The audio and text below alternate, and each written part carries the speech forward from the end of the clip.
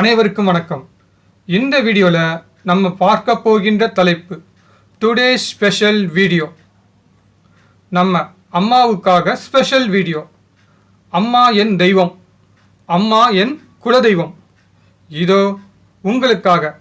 தாய் தந்தையை நேசிக்கக்கூடிய அனைத்து பிள்ளைகளும் இந்த வீடியோவை முழுசாக பார்க்கணும். இது ஜோதிடம் சம்பந்தமான வீடியோ கிடையாது, ஜோதிட சூட்சம வீடியோ கிடையாது. இந்த வீடியோவின் தலைப்பு நம்ம வாழ்க்கையில் ரொம்ப முக்கியம் என்பதற்காகத்தான் நம்ம சேனல் மூலமாக உங்களுக்கு எடுத்து சொல்கிறேன். என்னுடைய ஜாதகத்தில் யோகி கிரகம் சந்திரன். எனக்கு சந்திரன் ரொம்ப பிடிக்கும். எங்கள் அம்மாவும் எனக்கு ரொம்ப ரொம்ப பிடிக்கும். இந்த உலகத்தில் உள்ள அனைத்து சொந்தங்களையும் நமக்கு அறிமுகப்படுத்தியது நம்ம அம்மா தாங்க.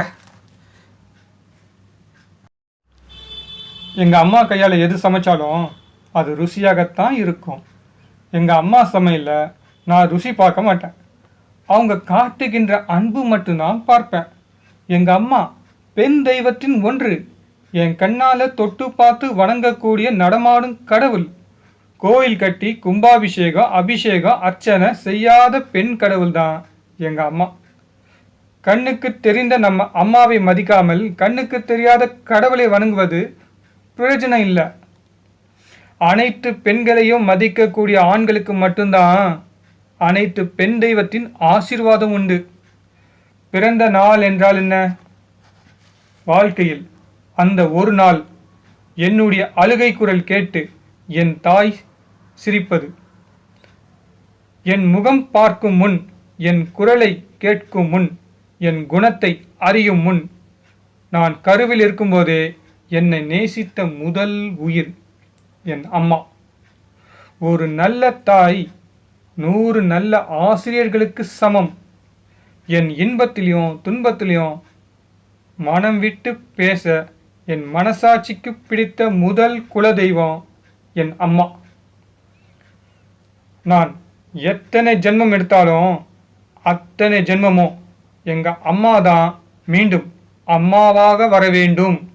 இந்த ஒரே வரம்தான் நான் தொடர்ந்து இறைவன்கிட்ட அதிகமாக வேண்டி கேட்பேன். நம்ம வாழ்க்கையில் நிறைய பேர் வருவாங்க போவாங்க, ஆனால் அம்மா மட்டும்தான் நமக்காக கடைசி வரைக்கும் நம்ம கூட இருப்பாங்க. இன்பத்துலேயும் துன்பத்துலேயும் பங்கு கொள்வது தான் உண்மையான பாசம். அம்மாவின் அன்பான இதயம் நமக்கே தெரியாமல் நமக்காக துடிக்கும். ஒரு தாயும் தன்னுடைய மகனும் அவங்களுக்குள்ள இருக்கக்கூடிய ஒத்துமை ரொம்ப முக்கியம். எந்த தாயும் தன்னுடைய பிள்ளை கஷ்டப்படுவதை பார்த்து சும்மா இருக்க மாட்டாங்க. ஏதாவது ஒரு விதத்தில் உதவிகள் செய்வாள். அம்மா செய்யக்கூடிய உதவியில் உண்மையான அன்பு, பாசம், ஆசீர்வாதம் அனைத்தும் இருக்கும். அம்மானா தெய்வம் என்று சொல்லுவாங்க. தெய்வம் சொன்னால் கேட்கணும் என்று சொல்லுவாங்க. அம்மாவுடைய ஆசையை நிறைவேற்றினாலே அம்மா மனசில் இருக்கக்கூடிய கவலையும் பாரமும் தானாகவே குறையும். அம்மாவை கஷ்டப்படாமல் பார்த்துக்கிறவன் தான் அம்மாவுக்கு நல்ல பிள்ளையாக இருக்க முடியும். அம்மா கோயிலில் இருக்கக்கூடிய தெய்வத்தை வணங்கும்போது தன்னுடைய பிள்ளைகளுக்காகவும் சேர்த்து தான் வணங்குவாங்க. அம்மாவுடைய நல்ல மனசு புரிஞ்சுக்கிட்ட எந்த பிள்ளையும் தன்னுடைய அம்மா மீது கோபப்பட மாட்டாங்க. இந்த உலகத்தில் என் மீது முழு அன்பு செலுத்தக்கூடிய ஒரே உயிர் எங்கள் அம்மா மட்டும்தாங்க. என்னுடைய மனசு சரியில்லை என்றால் எனக்காக கடவுள்கிட்ட வேண்டிக்கிட்டு கண்ணீர் விடக்கூடிய அம்மா இருக்கிறாங்க. எங்கள் அம்மா எனக்காக எது செஞ்சாலும் அனைத்துமே என் நன்மைக்காகத்தான் இருக்கும். பெண்களுக்கு கடவுள் பெயர் வைக்கிறது காரணமே பெண்கள் பெண் கடவுள் பெயர் மறக்கக்கூடாது என்பதற்காகத்தான். மனசு கஷ்டமாக இருக்கும்போது தனியாக இருக்கக்கூடாது, பக்கத்தில் யாராவது இருந்தால்தான் ஆறுதலாக இருக்கும். மனசுக்குள் இருக்கும் சோகத்தை மறைக்கணும்னா மனசுக்குள் இருக்கும் சோகத்தை திரும்ப திரும்ப நினைக்க கூடாது.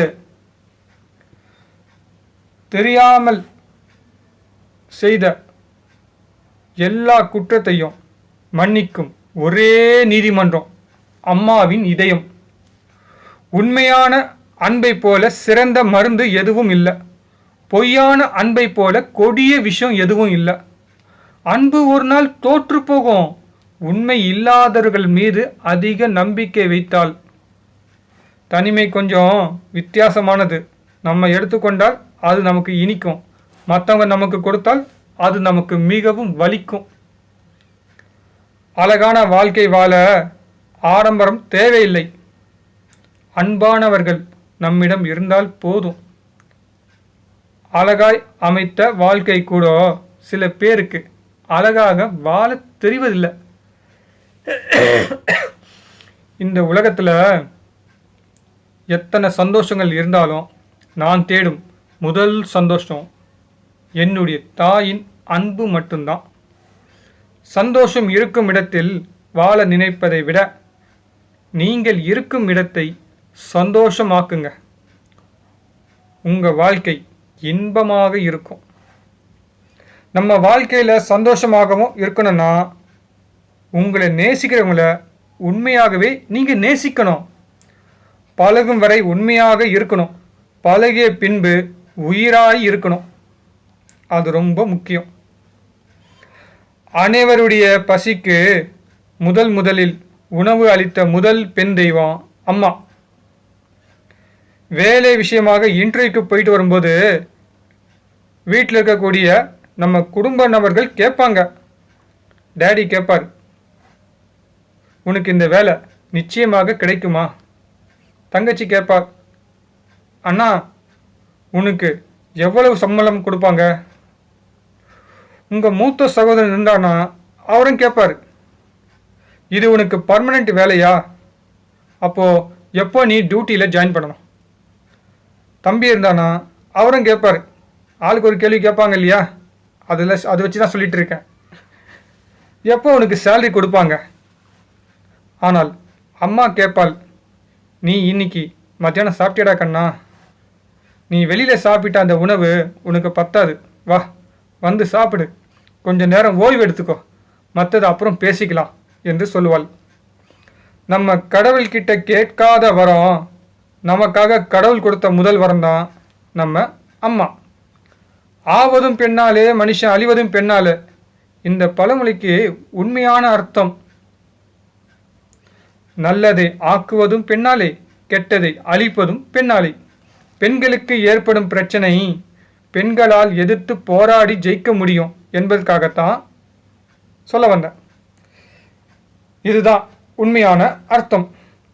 பெண்களுடைய ஆதரவு பெண்களுக்கு இருந்தால் மட்டும்தான் பெண்களுடைய முன்னேற்றத்திற்கு பெண்கள் தடையாக இருக்க மாட்டாங்க. ஆண்களை விட பெண்களால் அதிகம் சாதிக்க முடியும். பெண்களை பற்றி உயர்வாக பேசுவதற்கு பெண்கள் இந்த சமுதாயத்தில் நிச்சயமாக சாதிச்சு காட்ட வேண்டும். அப்போதான் அந்த பெண்ணுக்கு பிறந்த வீட்டிற்கும் புகுந்த வீட்டிற்கும் பெருமை சேர்க்கும். பிறந்த வீடாக இருந்தாலும் சரி, புகுந்த வீடாக இருந்தாலும் சரி, குடும்ப கௌரவத்தை காப்பாற்றுவது பெண்களிடம்தான் அதிகம் உள்ளது. தாலி மனைவி என்கின்ற பெருமை தரக்கூடிய ஒரு புனிதமான சின்னம். மகனிடம் சொல்லி வளருங்கள், மனைவிக்காக பெற்றோரை கைவிடாதே என்று. மகளிடம் சொல்லி வளருங்கள், கணவனின் பெற்றோரையும் உன் தாய் தந்தை போல் கவனி. ஏன் சொல்கிறேன்னா, பையனை வளர்க்கும்போது கூடவே பாசத்தோடு சேர்த்து தான் வளர்க்கணும். இப்போ சொன்ன விஷயத்த மறுபடியும் சொல்கிறேன்.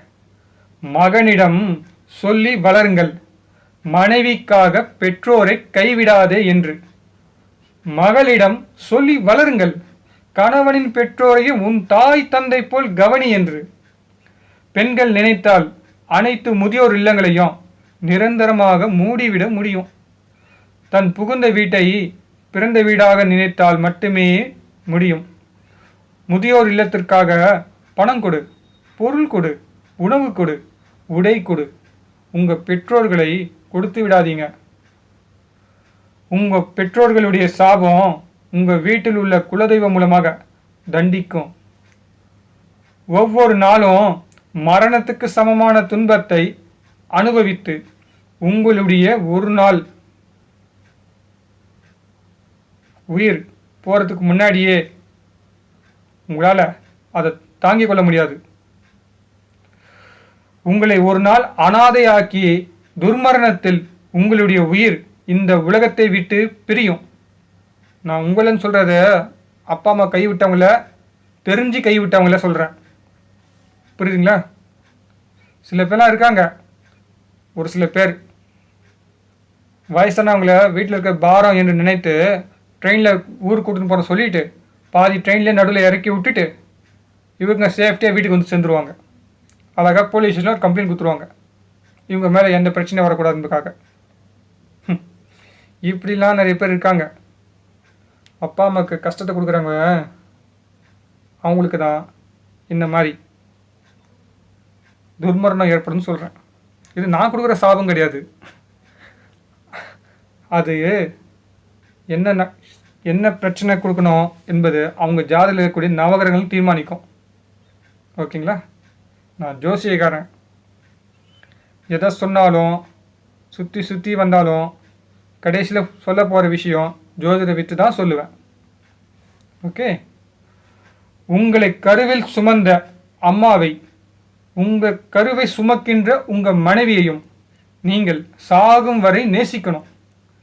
உண்மையான அன்பு, பாசம், ஒற்றுமை, உதவி, நம்பிக்கை, மரியாதை, சொந்த பந்தம், உறவு இதெல்லாம் பழைய தமிழ் சினிமாவில் தான் பார்க்க முடியும். கல்யாணமான ஜோடிகளே பிரிக்கிறது பாவம். அதை விட வயசான ஜோடிகளை பிரிக்கிறது அதை விட ரொம்ப பாவம். தினமும் உங்களை நேசிப்பவர்களை நீங்கள் தினமும் அவங்களுக்காக சில நேரங்கள் ஒதுக்கணும். உங்கள் மனசில் இருக்கும் பாரம் குறையும். நாம் பிறக்கும்போது யார் யார் வந்து பார்க்குறாங்க என்று நமக்கு தெரியாது. யார் யார் வந்து பார்த்தாங்க என்பது கூட நமக்கு தெரியாது. ஆனால் நம்ம இறந்த பிறகு யார் யார் வந்து பார்க்க போகிறாங்க என்பதும் நமக்கு தெரியாது. நாம் உயிரோடு இருக்கும் வரை நாம் உயிரோடு இருக்கும் வரைக்கும் பார்த்தீங்கன்னா அனைவர்கிட்டையும் அன்பு காட்டுங்கன்னு சொல்கிறேன். உண்மையான அன்பு தாங்க ரொம்ப முக்கியம். இயற்கையும் செயற்கையும் ரசிக்க தெரியணும்.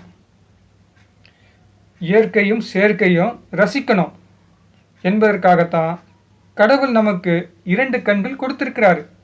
அதே மாதிரி தான் அம்மாவையும் அப்பாவையும் கடைசி காலம் வரை பத்திரமாக பார்த்துக்கணும் என்பதற்காகத்தான் அவங்க மூலமாக நம்மளை இந்த உலகத்தில் இறைவன் படைச்சிருக்கார். உங்களை வாழ வைத்த தெய்வத்தை நீங்கள் கைவிடக்கூடாது என்பதற்காக. உறவுகளோடு இருக்கும்போது இறைவனின் பார்வை உங்கள் மீது இருக்கும் என்று நீங்கள் மகிழ்ச்சியாக இருக்கணும். தன்னந்தனியாக நிற்கும்போது இறைவனே உங்களுடன் இருக்கிறார் என்று நம்பிக்கையோடு இருக்கணும். பெற்றோர்கள் தங்களுடைய பிள்ளைகளை ஆரம்ப காலத்தில் இருந்து அன்பு செலுத்தினால் அது பாசம். அதே மாதிரி பிள்ளைகள் தங்களுடைய பெற்றோர்களை கடைசி காலம் வரைக்கும் அன்பு செலுத்தினால் அதுவும் பாசம். பணத்திற்கு கொடுக்கின்ற மரியாதையை விட பாசத்துக்கு அதிகம் மரியாதை கொடுக்கணும். பெற்றவங்களுடைய கடைசி காலம் வரை நம்ம 4 உதவிகள் செஞ்சால் பெற்றவங்களுடைய ஆசீர்வாதமோ புண்ணியமோ நமக்கு கிடைக்கும். தன்னுடைய வீட்டில் தங்குவதற்கு இடம், நேரத்திற்கு உணவு கொடுக்கணும், கை செலவுக்கு பணம் கொடுக்கணும். பெற்றவங்களுடைய சின்ன சின்ன ஆசைகள் அனைத்தும் நிறைவு செய்யணும். பிள்ளைங்க தங்களுடைய பெற்றோர்களுக்கு இந்த நன்றி கடன் செஞ்சாலே போதும். அது அவங்களுக்கு பாசமாகத்தான் தெரியும். அந்த பாசம்தான் அடுத்த தலைமுறைக்கும் நல்ல பழக்கமாக கொண்டு போகும். பிறருக்கு உதவும் குணம் நம்ம பிறவி குணத்தில் இருந்தே வரணும். உண்மையான நல்ல உறவுகள் நமக்கு கிடைப்பது ரொம்ப கஷ்டம். 1000 மடங்கு அன்பு உள்ளே வைத்து கொண்டு எதிரை போல் தெரியும் ஒரே உறவு அப்பா. தனக்குன்னு சம்பாதிக்காத ஜீவன் அம்மா. தனக்குன்னு சம்பாதிக்காத ஜீவன் அப்பா. எப்படினாலும் அப்பா சொத்து மகனுக்கு உண்டுன்னு சொல்கிற மாதிரி அப்பா தன்னுடைய குடும்பத்துக்காக கஷ்டப்படுறது பசங்க சரியாக புரிஞ்சிக்க மாட்டாங்க. சில பேர் தான் புரிஞ்சுக்கிறாங்க. அப்பா அம்மா பாசம் இந்த உலகத்தில் அனைவருக்குமே ரொம்ப முக்கியங்க. அம்மாவின் வலி 5 வயதில் கூட உணரலாம். ஆனால் அப்பாவின் வலி நீங்கள் அப்பா ஆகும்போது தான் உணர முடியும். வயதான தாய் தந்தையை கவனிக்காமல் 1000 பேருக்கு அன்னதானம் செய்தாலும் புண்ணியம் கிடையாது. உங்கள் பெற்றோர்கள் உயிருடன் இருக்கும்போது தெய்வமாக வணங்குங்க. அவர்கள் இறந்த பிறகு குல தெய்வமாக வணங்கணும். அதுதான் நம்ம பிள்ளைகளுக்கு அழகு, நல்ல குடும்பத்தின் அழகு. நிறைய விஷயம் சொல்லியிருக்கேன். சில விஷயம் உங்களுக்கு பிடிக்கலன்னா தப்பாத்துக்காதீங்க. ஏன்னா மனசில் என்ன தோணுதோ அதை உங்களுக்காக ரெடி பண்ணி எழுதி வச்சு தான் சொல்லியிருக்கேன். எதையும் மனப்பாடம் பண்ணி சொன்ன விஷயம் கிடையாது. சொல்ல வந்த விஷயம் விட்டு போகக்கூடாதுக்காக தான் எழுதி வச்சு சொல்கிறேன். அவ்வளோதாங்க விஷயம். சரிங்களா?